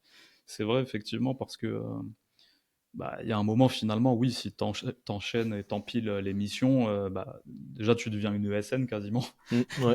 et donc ça représente une plus grande part de ton revenu que ta mission de développeur, hein, qu'elle soit au Mm, forfait ou en régie d'ailleurs. Mais finalement, ouais, moi je vois ça quand même d'un bon œil dans le sens où, in fine, c'est le client qui s'y retrouve dans le sens où il a plus de choix en fait. mm, Tu vois, il peut passer par une ESN, il peut passer par un apporteur d'affaires, il peut passer en direct. Enfin, moi, je trouve ce qui est sain, c'est que le client ait le choix et pour le coup, je viens des ESN. mm, Euh, je trouve pas ça forcément sain que l'écosystème en grande majorité repose sur un type de structure, tu vois. mm, C'est pas sain pour moi. Donc après, il y en a qui font très bien le métier. Je comprends ceux qui voient d'un mauvais œil les ESN, parce que bon, il y a mm, tout. Et puis notre opinion, notre avis se base aussi beaucoup sur notre expérience et mm, celle de nos proches, hein, d'ailleurs. mm, Mais faut comprendre que dans ce métier, il y a tout. Comme tu disais, il y a des mm, bouchers, il y a des gens qui veulent très bien faire leur taf, il y a des gens qui, ouais, ils sont recruteurs, ils sont commerciaux, n'ont pas une formation technique, mais s'y intéressent, mm. mais ça les fait kiffer de parler avec des profils tech. Voilà, tu vois, il y a des gens qui ont à cœur de bien faire leur taf et je pense qu'il faut pas tomber dans le fait de mettre tout le monde dans le même sac. Mm. Bon après, ceci dit, Voilà. pour les ESN, si t'as envie d'éviter les bouchées, en général, faut éviter les très très grosses, hein. Genre, Ouais, en ouais, ouais. général, ça c'est, tu prends une petite, la petite, elle est censée être un petit peu plus proche de ses employés. Ouais, Normalement, vu que t'as moins de strates, c'est plus difficile en fait d'être, justement, on va dire, de faire de la merde niveau management. C'est plus ouais. t'as de strates, plus ça devient compliqué parce que du coup t'as la tête qui est plus qui voit plus ce qui se passe en dessous parce que tu as un Mm. espèce de brouillard de management au milieu et en fait c'est Exactement. que les management que comment dire, les managers que tu as au milieu des fois ils gèrent les trucs n'importe comment et en fait tu personne qui voit vraiment ce qui est fait et Ouais, du coup c'est ce qui je pense c'est pas mal ça qui a tendance à poser pas mal de problèmes dans les grosses boîtes, c'est ce brouillard de management quoi. ouais. Bah, je te confirme, hein, pour le coup, j'ai été moi dans des petites ESN et dans des plus grosses. Et ça, je l'ai vu dans des petites ESN, justement. Tu sais, on est plus au fait du côté bien-être du Mm. collaborateur. Bien-être, pas dans le sens corbeille de fruits, tout le monde est gentil, c'est pas ce Mm. que je veux dire. C'est dans le sens, ok, est-ce que la mission te plaît? Voilà, qu'est-ce que t'en penses? Est-ce que t'es à l'aise? Et j'ai envie de te dire, si un commercial fait de la merde avec un collaborateur, c'est plus lui qui va se faire, tu vois, qui va se Mm. faire taper sur les doigts que le collaborateur. Que dans les grosses structures, tu vois, c'est plus ça. Mm. Comme tu disais, le brouillard de management au milieu fait que, bon, commercial, il va dire, mais non, mais c'est lui. Non, mais c'est Romain, là, il s'est fait sortir de mission, il fait exprès pour être en intercontrat. Tu vois, ça passe. Ouais. Que dans les plus petites structures, tu vois, voilà, côté direction, on va discuter avec toi, on Mm. va chercher à comprendre le truc. Et pour le coup, pour ceux que ça intéresse, moi j'ai vu de très grosses augmentations dans des petites ESN. Mm. J'entends souvent parler de stéréotypes, oui, 2% d'augmentation, 3% par an. moi, j'ai vu et entendu de ces choses. On parle de milliers d'euros et une Ah augmentation ouais, par comme. an, tu vois. Mm, Ouais, ouais. Après, attention, je dis pas que c'est la norme. Je dis que ça existe. Et je mm, dis qu'il faut le savoir. Et je dis aussi que ceux qui sont dans ce type de structure, bah, naturellement, vont pas le crier sur tous les toits, tu vois. mm, Mais donc, c'est vraiment pas. Faut vraiment voir plus loin que le côté ESN. Ah, les mm, méchants. Comme je t'ai dit, il y a tout type de structure. Je vois qu'il y a de nouveaux types de ESN qui n'existaient pas il y a des années, tu vois. mm, J'aime pas ce terme, c'est devenu un peu galvaudé, mais des ESN éthiques, entre guillemets, dans le sens où ils redistribuent beaucoup mm. de bénéfices aux collaborateurs. Ouais, il y a des choses sympas, en fait, qui se mettent en place Mm. à ce niveau-là, donc voilà.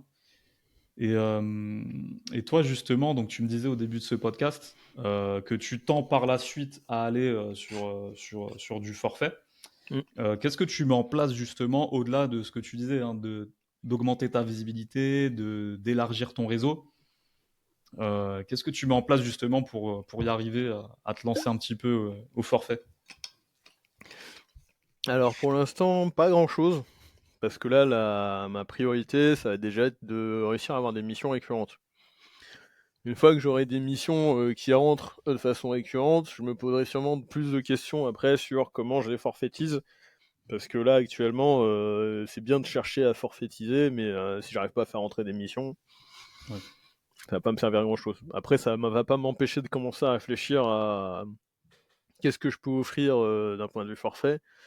Mais pour ça, il faut que je réfléchisse un peu plus à quel est le problème que, on va dire, moi seul peux résoudre, Ouais, qu'un autre peut pas, tu vois. Tant que j'ai ouais, pas c'est un cette bon réponse, au réflexe. final, c'est un peu plus compliqué. Ouais, ouais, c'est un bon réflexe. D'abord, regarder effectivement sur quoi tu peux te spécialiser. Tu parlais de qualité de code, ça Mm. peut être un indice. Ouais, bah, de toute façon, oui, c'est Ouais, plutôt là-dessus que je suis positionné actuellement, même si, tu vois, j'aimerais bien être dans le numérique un peu responsable. Le problème, c'est que ce soit qualité code ou numérique responsable, j'ai pas l'impression que ce soit forcément le plus gros marché. J'ai l'impression que mm, je vais avoir plus de facilité quand même à me vendre pour la qualité code parce que les entreprises mm. font tellement de la merde souvent. Il y en a toujours une qui va te dire ça va pas bien chez moi, vous pouvez donner un coup de main. Alors que numérique responsable, soit tu as des boîtes qui ont pas forcément la thune, qui pourraient être intéressées et du coup, bah, c'est pas intéressant. Soit, soit qu'est-ce que je voulais dire? Soit, bah, en fait, elles s'en foutent carrément. Ouais. Mais après, ça, c'est Ouais, aussi ça que je leur connais. passe, mais au-dessus, mais Voilà. loin au-dessus. Ouais, Voilà. ouais, je vois le truc. Mais après, ça, c'est juste, j'ai pas encore assez connaissance du marché parce qu'apparemment, il y a quand même normalement un marché, mais pour Mhm. l'instant, je le connais pas encore assez. Donc, Ouais. Ok, non, mais c'est intéressant. De toute façon, sur le chemin, justement, des fois, on veut les réponses avant de commencer à mm, marcher, mais non, des fois, ouais, avance, tu auras les réponses sur le chemin. Et ouais. comme tu dis, je pense que tu prends le problème par le bon bout. Effectivement, regarde le problème que toi seul peux résoudre. Ensuite, l'étape 2, ça peut être mm, justement comment packager mon offre. mm, Tu vois, comment packager mon offre, à quel prix, en parallèle, bien sûr, apprendre à te vendre, à adresser. Et finalement, tu as dit une chose aussi très intéressante, c'est que parfois c'est plus simple de forfaitiser une offre qui de base était prévue pour de la régie que de décrocher, tu vois, une mission au forfait directement en fait. mm. Tu vois. Après, ça, je pourrais pas te donner la réponse à Ouais, cette question parce que j'ai pas encore fait l'expérience. ouais, Mais après, si t'en as entendu parler, je crois qu'effectivement, j'en ai peut-être entendu parler. ouais, Mais c'est juste que des fois, la régie, ça reste compliqué à forfaitiser, étant donné que des fois, on a juste besoin d'un dev, on sait pas trop pourquoi, pour quand, tu vois, ouais. pour combien de temps. Donc là, c'est difficile de forfaitiser un truc dont tu ne Mhm. connais pas les Les détails, tenants, quoi. les aboutissants, Ouais. ouais, c'est sûr. Après, effectivement, tout dépend de la typologie du Mm, compte. Les grosses machines, c'est un petit peu plus compliqué parce que tu as 10 décideurs. Enfin, c'est un peu une usine à gaz. Mais il y a certains comptes où c'est tout à fait faisable. Moi, mm, pour le coup, je l'ai vu, je l'ai constaté. Mais c'est un peu comme le remote aussi. Tu vois, mm, il y a un net recul du full remote en ouais. ce moment. Et t'en as encore beaucoup qui attendent sur les plateformes une offre en full remote. Mais ok, mais sauf que là, quand il y a une offre en full remote, vous êtes 200 ou 300 dessus, les gars. T'es Tu vois. gentil, t'es gentil, hein. Et Parce encore, tu que vois. 200 et 300, t'oublies que full remote, en fait, c'est à toute la France qui peut aller dessus. Ouais, c'est vrai en plus. C'est vrai en Donc plus. c'est beaucoup plus. Mais moi, tu sais, enfin, t'apprendre à me connaître, je suis très, j'aime les estimations basses volontairement, tu vois. Pour le coup, je suis l'inverse d'un Du Marseillais. Marseillais. Et on salue nos amis de Marseille. Non, mais parce qu'en plus, c'est marrant, parce que c'est un peu aux antipodes de l'image du commercial, tu vois. On a tendance à, ouais, les gros chiffres, on gonfle nos chiffres, nos trucs. Mm. Ah non, moi, c'est tout l'inverse, tu vois. Quand je parle à un client, je lui dis, écoutez, là, il y a 20% de probabilité que ça fonctionne. Et il me regarde en mode, ah ouais, 20%, c'est pas beaucoup. Mm. Ouais, mais si je te dis 20%, en fait, ce sera 30. Mais je te Mm. dis 20%. Et c'est un peu comme Amazon. Avant qu'il y ait Amazon Prime, je sais pas si tu t'en souviens, mais en fait, t'achetais un truc sur Amazon, il te disait livraison sous 5 jours. Ouais. Et en fait, il te le livrait en 2 jours. Mm. Mais du coup, t'étais super content. Ouais. Tu vois, dans ta tête, limite, t'avais oublié que l'article, tu l'avais Et- payé. Tu sais, tu disais, ah, trop bien, j'ai reçu mon truc plus vite, c'est Mm. génial. Tu vois. Bah, c'est un peu ça. C'est un En peu plus, ça. c'est pas mal ça comme méthode parce que du coup, comme tu mets une encre plus haute, bah en Ouais. fait, au niveau quand tu dépasses les attentes et que tu sais que tu as dépassé les attentes, bah t'as le oh la Ouais. satisfaction client en plus. Alors que si t'avais été, on va dire, honnête sur le temps que ça t'aurait pris réellement, et ben du coup, bah les attentes elles sont fixées à tel truc, et si t'as un pépin, bah en fait là tu l'as juste dans l'os. Ouais, tu l'as pas anticipé. Ouais, Ouais. effectivement. Mais c'est vrai que sur les délais, ouais, sur l'estimation des délais aussi, on pourrait en parler, mais c'est. Ouais, là-dessus, il y a pas mal de choses à dire. Ah Mais oui. ouais, tout à fait. Et toi, du coup, c'est quoi ton avis sur le marché en ce moment? Ça c'est une grande question. En ce moment, alors, alors déjà un truc que j'ai constaté depuis quelque temps, c'est que j'ai beaucoup moins de d'offres qui rentrent dans ma boîte mail. Genre, les recruteurs, ils viennent un peu moins me chercher. Avant, j'avais un truc que je faisais sur LinkedIn, c'était de pas y toucher, ne jamais Ouais. rien mettre à jour dessus, parce que sinon LinkedIn, il Ouais, détecte que sinon tu es t'es. actif. Ouais. Et s'il détecte que tu es actif, tu as tous les recruteurs qui font «Eh, eh, à moi, Hey, à moi, salut Romain! mine, Ouais, mine, grave. mine, mine, mine, mine». Viens par là, mon Romain! Et là, toi, t'es tranquillou au chaud dans ta mission, tu t'as pas envie d'aller voir ailleurs, tu fais «Laissez-moi tranquille». Aujourd'hui, maintenant que là, du coup, je suis en freelance ou que je recherche une mission, bah là, je trouve que tu as moins d'offres qui rentrent dans ta boîte sans que tu fasses rien. Ça arrive encore de temps en temps, ça dépend aussi des secteurs sur lesquels tu te positionnes.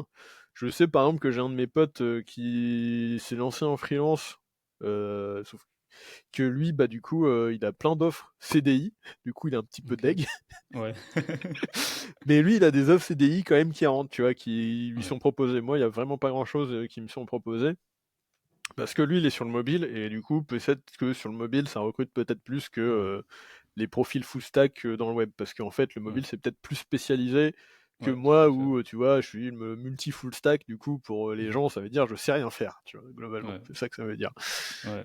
C'est Mais, malheureux d'ailleurs, parce euh, que c'est loin d'être le cas, mais euh, ouais. Et du coup, ouais, le marché est peut-être un peu, on va dire, moins en ébullition qu'avant. Il y a quand même des choses qui se passent, mais après, ça dépend aussi. C'est que il y a le marché qui me semble un peu moins en ébullition, mais il y a aussi ce que je recherche aussi qui est plus rare. Parce que du coup, forcément, Mhm. comme je disais, je vais chercher à être un petit peu mieux payé. Du coup, forcément, il y a beaucoup d'offres qui peuvent m'être proposées que du coup, actuellement, je les vois plus, tu vois. Alors Ouais. que avant, je les aurais peut-être considérées. Donc, Ok. il y a ça aussi, tu vois. Ouais. Ouais, je comprends. Mais après, le marché freelance, ça, je pourrais pas t'en parler parce que je suis sur le marché freelance que depuis novembre, donc Ouais. juste Ouais, c'est zéro tout recul, récent tu pour le vois. moment. Ouais. Et après, pour les CDI, bah, comme je disais, c'est ouais, j'ai Mhm. moins d'offres qui rentrent dans ma Ouais. boîte mail, même si ça arrive, même si des fois on me demande d'aller déménager, je sais pas où, tu vois. Mais Ouais. Et d'ailleurs, ça n'a pas été trop dur de sauter le pas. Donc, tu es passé en freelance en novembre, mais tu t'es également lancé sur LinkedIn, en tout cas dans le côté, mm, le fait de publier, de créer du contenu, mm, également en novembre. Est-ce ouais. que ça n'a pas été trop difficile de conjuguer les deux? Alors, je me suis lancé légèrement plus tôt sur LinkedIn, il me semble. Parce que mon premier post, ah oui, mais après c'était peut-être pas aussi régulier, mais j'ai eu quelques posts, je crois, avant d'avoir ma mission. Ok. Notamment, le post pour dire que, je me lance en freelance. Ah oui. Ouais. Et après, je crois que j'ai peut-être été un peu en sous-marin pendant quelques temps. Et après, je crois, à partir de mon poste pour dire que c'est bon, j'avais trouvé ma mission, tu vois, que ça a été signé. Je crois que là, j'ai été un peu plus régulier.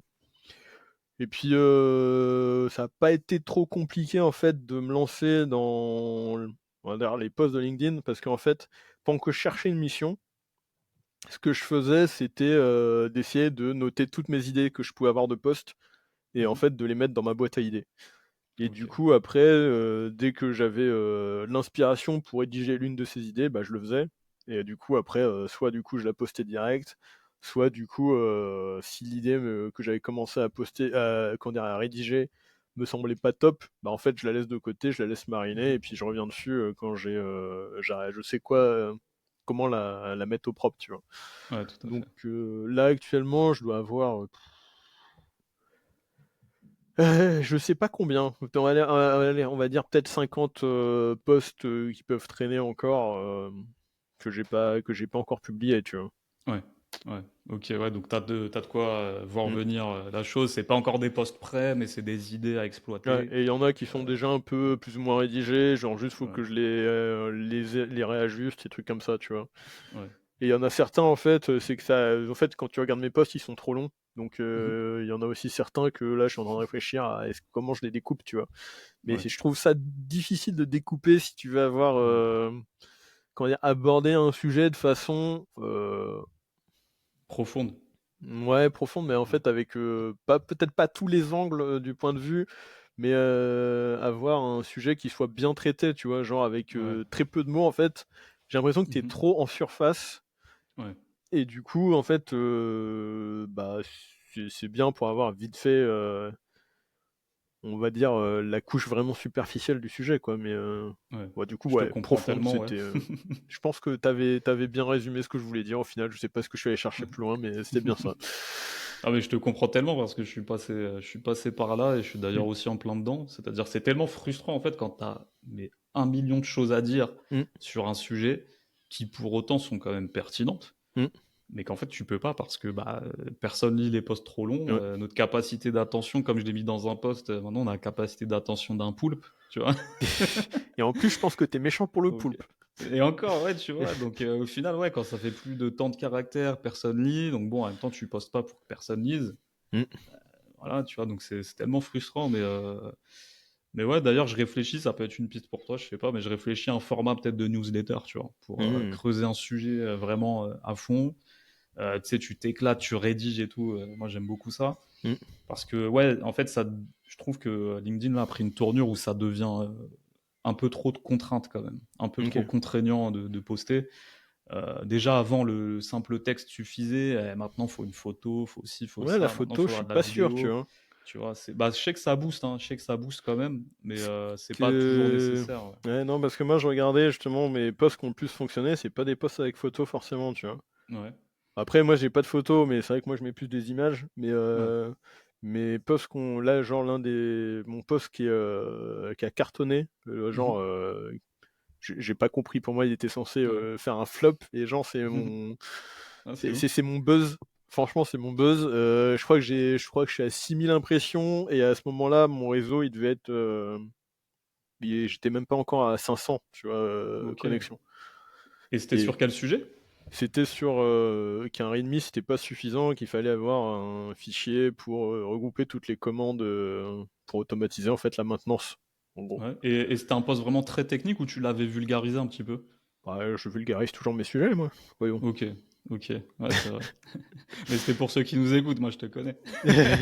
J'ai pu le constater pour le coup et d'ailleurs tu parles beaucoup de tout ce qui est communication, tout ce qui est, Mmh, ça c'est important ces sujets-là mmh, justement en entreprise et c'est ce qui fait, bah, qu'une mission peut durer en fait tout mmh. simplement ou s'écourter. Ouais, tout à fait. Hem, attends, je reviens juste, pardon à ça, tout ce qui est rédaction, tu vois? Je te disais, il y a Mmh, beaucoup de contraintes maintenant dans le sens où le post, faut qu'il soit pas trop long, mmh, les phrases, faut qu'elles soient courtes. Maintenant, mmh. faut mettre des listes avec des tirets. En fait, ça dénature le propos, tu vois? Et au final, tu passes beaucoup plus de temps à travailler la forme et Mmh. l'accroche que, en fait, le fond du sujet. Et je sais Ouais, pas toi, mais je trouve ça hyper frustrant. alors moi je trouve en fait, si tu veux, c'est que moi je trouve ça intéressant comme contrainte.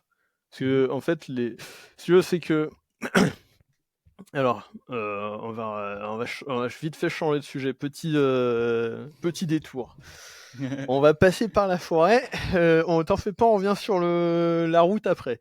Vu que moi, en fait, si tu veux, j'ai fait un peu de photos à côté et que j'ai fait un peu de montage vidéo aussi. J'ai fait, je sais plus ce que j'ai fait d'autre, tu vois, des hobbies, hein, on va dire, créatifs. Pareil aussi, quand j'ai créé des jeux, je m'amusais à me fixer des contraintes.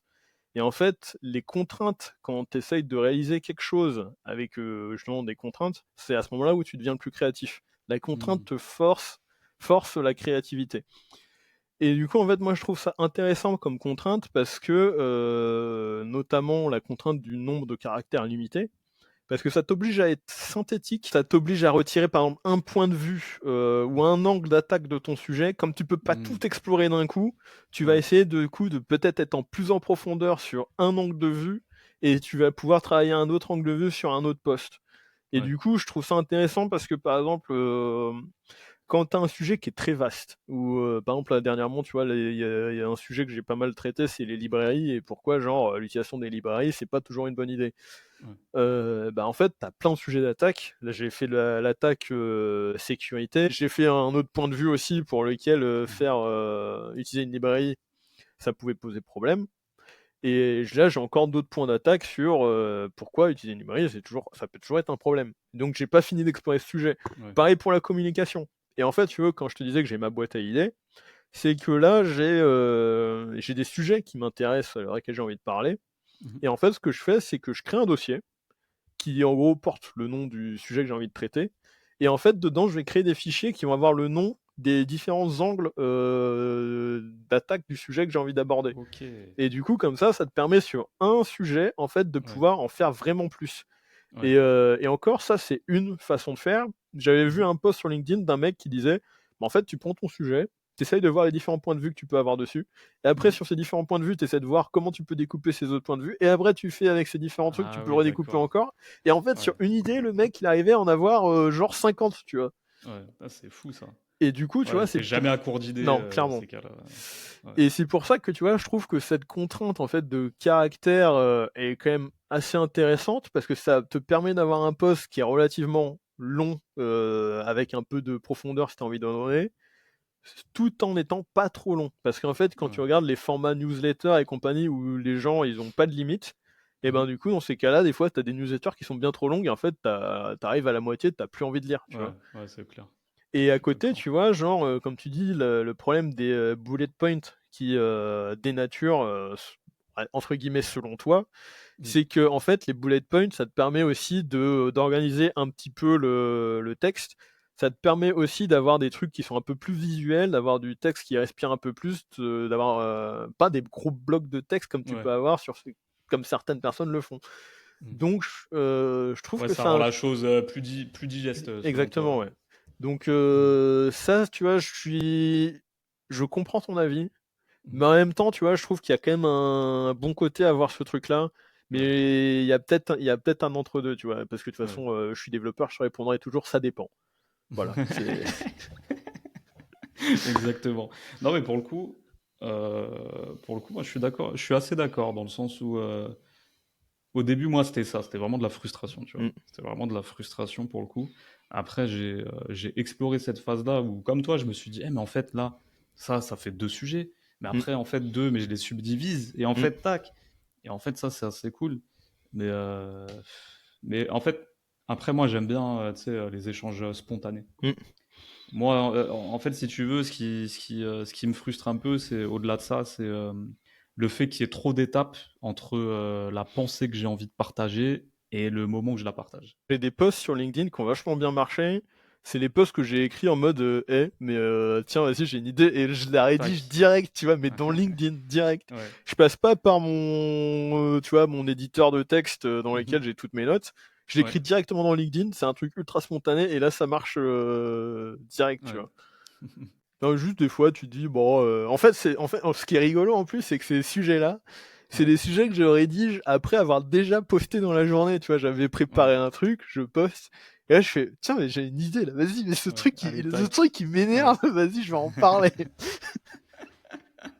Et généralement, ouais, tu constates que t'es pas le seul. T'as les commentaires après, on te dit ah ouais, moi aussi, truc de fou. Ouais, genre typiquement, tu vois, mon sujet sur les acronymes, bah juste, je sais plus pourquoi ça m'est venu en tête. Juste, Ah oui, je l'ai vu passer, c'était mais génial. Ouais, genre, ouais, je me rappelle, je crois que je me suis juste rappelé un moment, mais c'est vrai, ça, mais putain, on voit des acronymes tout le temps. C'est vrai que ça me ouais, gonflait déjà ça. Et ouais, genre juste, j'étais dans mes pensées à un moment et genre c'était, genre j'ai même pas vu de post avec des acronymes ouais, à ce moment-là. Juste, voilà, genre.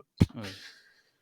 Non, mais t'as raison, ça pour le coup, en plus, je l'avais constaté, je suivais un moment un mec qui parlait d'immobilier. Ouais, Alors c'est un sujet, mais qui me passionne absolument pas. Et ouais. franchement, j'en ai rien à cirer, tu vois. Je mens pas. Mais pour le coup, je suivais ses posts parce que j'aimais beaucoup ses infographies. Hmm. Mais c'est ça qui m'énervait, tu vois, c'était le côté acronyme, tu vois. Et pour le Ouais. coup, il avait un défaut, c'était ça, il mettait des abréviations. Après, en même temps, ça se comprend, il s'adressait justement à une audience qui est sachante sur ce sujet, etc. Ouais, C'est mais aussi une bon. stratégie, tu vois. Mais c'est frustrant pour la Hmm. personne lambda comme nous qui lisons, on comprend rien de tes acronymes, c'est chiant, tu vois. Ouais, Et mais en surtout quand fait, tu as mis sur ton post MVP, mais ouais, ouais. MVP, ça veut tout rien dire. More vegetables, please. Non, mais en Elle m'a fait, tué celui-là. ah non, à la fin, j'étais en roue libre, hein, clairement. Non, mais en fait, je pensais aussi, tu vois, aux juniors, ou même, comme je disais, c'est que ça peut arriver que tu sois dans le milieu et en fait, t'aies jamais vu l'acronyme. Parce Ouais, que des fois, genre, les gens autour de toi, ils en parlent pas. T'es pas ouais, dans un, je sais pas, ton tissu social, c'est pas un truc qui est mm, présent, genre dans ta boîte, par exemple. Ton entreprise en parle pas. Bah, du carrément. coup, tu peux être illettré vis-à-vis de cet acronyme. Ou Ouais, des fois, en fait, l'acronyme, bah, il est utilisé pour le métier pour dire autre chose. Et du ouais, coup, bah, dans ces moments-là, bah, tu le vois, bah, tu comprends pas ce que ça veut dire. Et en fait, moi, c'est vrai que dans ma semaine, j'ai vu plusieurs fois des acronymes, genre, je les connaissais pas. Genre, après, il y en a un, c'était pas dans mon secteur, c'était, il y a un mec qui a mis MO dans son, dans son poste, ça voulait dire mm, matière organique. Je sais pas pourquoi il disait MO, ouais, tu vois. ouais, Genre, ouais, donc, ok, mais je sais ce que c'est la matière organique, ouais, mais MO, bon, bah, voilà. Et ouais, après, dans le développement, t'as tous ces XDD, mm, voilà, Domain Driven Development, ça peut être, et en ouais, plus le DDD, ça peut être mm, Domain Driven Development, ça peut être Data ouais. Driven Development. Donc c'est Et, pour ça que je disais, si tu définis ton acronyme au moins une fois, comme ça tout le monde est d'accord, on sait de quoi tu mm, parles, et puis après derrière, tu le réutilises si tu veux, tu vois. ouais, ouais, c'est clair. Et justement, au sujet de LinkedIn, tant qu'on y est pour conclure là-dessus, est-ce que tu aurais un conseil pour une personne qui hésite à publier, c'est-à-dire vraiment la différence, qui a une forte envie de publier, mais qui a encore du mal à sauter le pas, pour Bah je quelque dirais de raison le que ce faire. soit. Il y a rien d'autre à Ok, dire, très bien. fais-le. Juste fais-le. Alors, pour donner un peu plus de profondeur à cette réponse, euh, bah en fait, juste do it. Ouais, ok.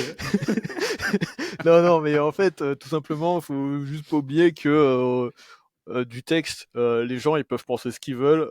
La plupart des gens, ils- si ça les intéresse pas, ils vont juste passer, ils vont rien dire. Du coup, Mm, bah ça te touche pas ton ego. Tu vas ouais. pas être blessé. Personne va te cracher dessus. Globalement, en fait, tu risques absolument rien. Et si jamais vraiment l'assumes pas, derrière, tu peux le supprimer. Donc c'est pas comme si genre tu allais, je sais pas, te balader à poil dans la rue et que tout le monde te filmait. Là, C'est clair. voilà, ça s'efface pas ça. Ouais. Donc non, juste do it.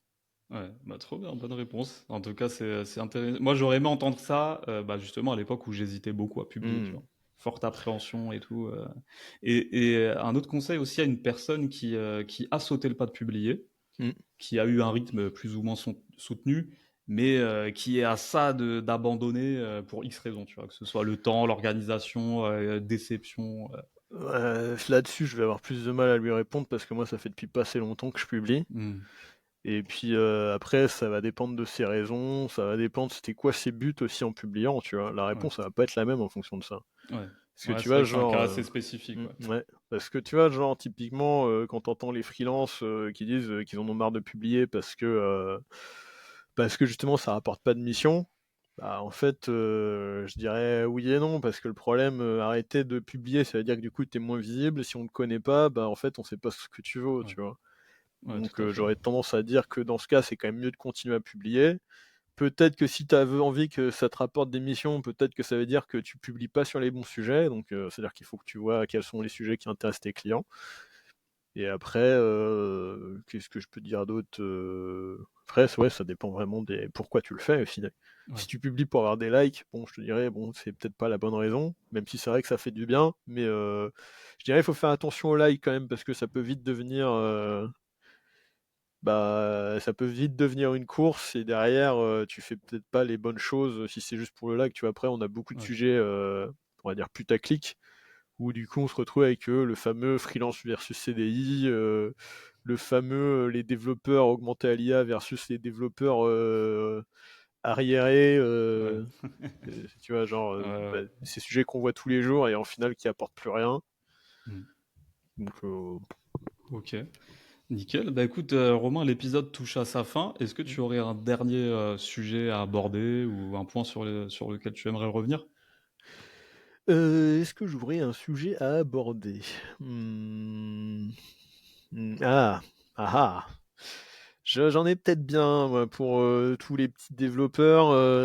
Il y a un sujet justement que j'avais en tête qu'il faudrait que j'aborde en post, Mhm. c'est le développement de jeux vidéo. Ok. Je trouve que les développeurs justement ne développent pas assez de jeux vidéo et que ça ferait toujours du bien des développeurs de le faire. Et je parle de jeux vidéo dans le sens des jeux vidéo à temps réel qui affichent beaucoup de choses à l'écran. Pourquoi est-ce que c'est intéressant de le faire? Tout simplement que ça t'oblige à avoir du code qui tourne vite. Ça t'oblige Mhm. à avoir un Un code code véloce. Ouais. ouais, voilà, que tu optimises d'une certaine façon, tout en Ouais. essayant de garder une certaine propreté dedans, parce qu'on n'a pas envie d'avoir Ok. du code qui soit dégueulasse à maintenir. Mais en fait, c'est vrai que moi j'ai beaucoup appris aussi avec les jeux et je me rends compte justement, par exemple, ça m'est arrivé d'aller sur quand je développais justement des jeux en C Sharp, de regarder des librairies ou des plugins justement développés par d'autres développeurs. Et tu regardes le code et tu fais, mais tu te rends compte de ce truc-là, les performances que tu es en train de me niquer avec ton truc? Parce que en fait, les gens ne se rendent pas compte, par exemple, qu'un appel de fonction, ça te coûte ultra cher. Alors que Ouais. si tu stockes le résultat dans une variable, bah voilà, ça te coûte rien.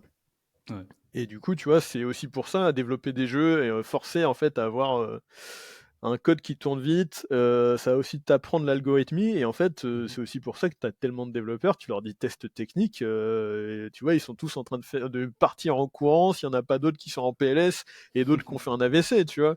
Ouais. Tu développes des jeux vidéo, au final, après, tous ces trucs-là, ça devient une seconde nature pour toi et tu te poses plus de questions.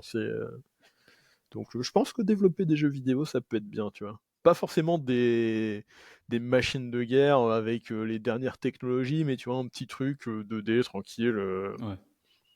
c'est toujours bien, tu vois? Ça Ouais. t'apprend des trucs. Est-ce que tu as une actualité particulière dont tu aimerais nous parler pour terminer? Actualité particulière, actuellement, là, je suis toujours en train de voir pour, peut-être monter, des petits sujets sur de la DX. Parce que j'ai Mhm. remarqué que les développeurs en étaient assez friands. Donc je me dis, il y a peut-être un truc à faire avec ça. Donc je vais peut-être avoir des sujets concernant des sujets, des posts qui vont concerner ce sujet, qui vont arriver, ou peut-être Mhm. même des vidéos, qui sait. Mhm. Mhm. Qui sait? Qui Très bien, sait. j'aime bien moi le teasing, franchement, nickel. Bah écoute, très bien, c'est la fin de cet épisode. Romain, je te remercie encore pour cet échange. Ben, je te remercie aussi, C'était Samia. super agréable en tout cas. Merci beaucoup. Et puis, je te dis à très vite. Et Mm. pour vous qui nous écoutez, c'était El Camino. Ciao.